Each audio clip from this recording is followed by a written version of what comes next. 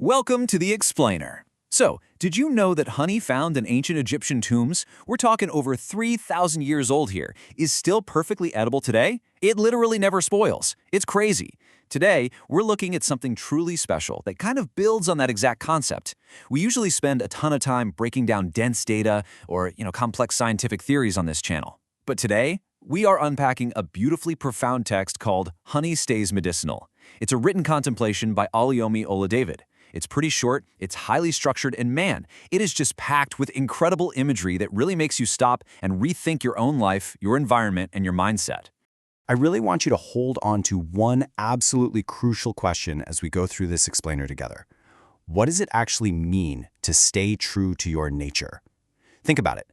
In a world that's just constantly pulling us in a million different directions, demanding our attention 24/7, and sometimes pushing us right into toxic environments, how do we stay uncorrupted? How do we hold on to our core essence?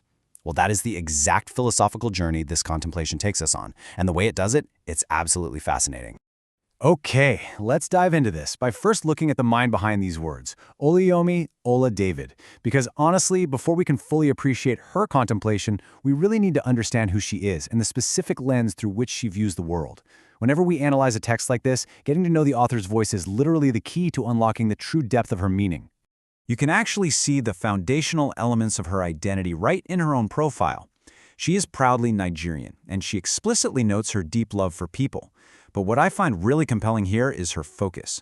She is deeply, deeply concerned with global development and transformation. She's the kind of person who wants to generate real solutions, influence strategy, and above all, provide clarity. And guiding all of this is her profound faith. She describes her Father God as owning and ruling the universe, calling him the wheel within my wheels. So when she writes, she isn't just throwing down idle poetry for the fun of it. She is writing to provide real clarity and solutions for the human spirit, totally driven by that deep, foundational faith of hers. So the crucial point is right here in the title itself, Honey Stays Medicinal. But why honey? Well, think back to the biological nature of honey we just talked about. It is one of the only foods in the world that literally never spoils. It can sit in a jar for thousands of years and stay perfectly pure, perfectly edible, and incredibly medicinal. It never loses its intrinsic nature, no matter how much time passes.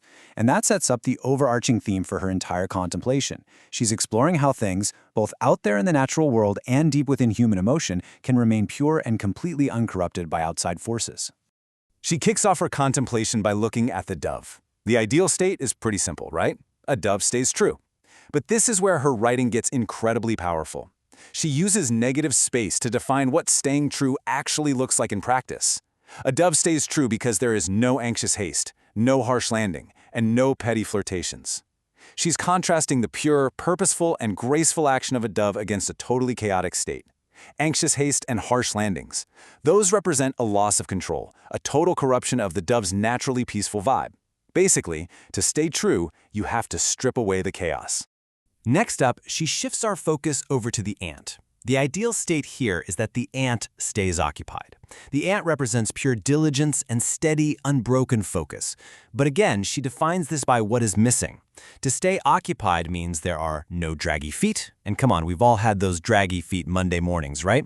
But look at this next phrase, no stuffy nostril. Wow, that is such a unique, visceral metaphor.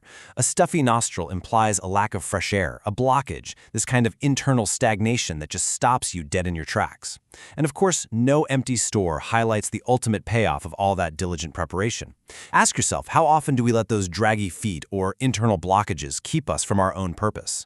Let's move to and see how this builds, because now she makes a really important shift. With the dove and the ant, she was focused on internal actions, but with the fish, she focuses on the environment. The fish stays cool, which is its natural ideal state, but maintaining that cool state, that requires escaping toxic environments. It requires no shallow pond, no polluted river, and no boiling water. You just cannot maintain your cool, intrinsic nature if you let yourself get trapped in a space that is shallow, toxic, or literally boiling around you. Your environment directly dictates your ability to stay true to yourself. And now we reach the absolute climax of her contemplation. She transitions entirely from the physical, natural world, the dove, the ant, the fish, straight into the landscape of human emotion. Gratitude stays sweet, no bitter bile. I want you to just sit with the deliberate pacing of those words for a second. It's a profound statement. Gratitude, in its absolute purest form, is sweet. It's almost like the human equivalent of that medicinal honey. But it is constantly threatened by the corruption of bitterness. Let's look a little closer at exactly how she describes this corruption.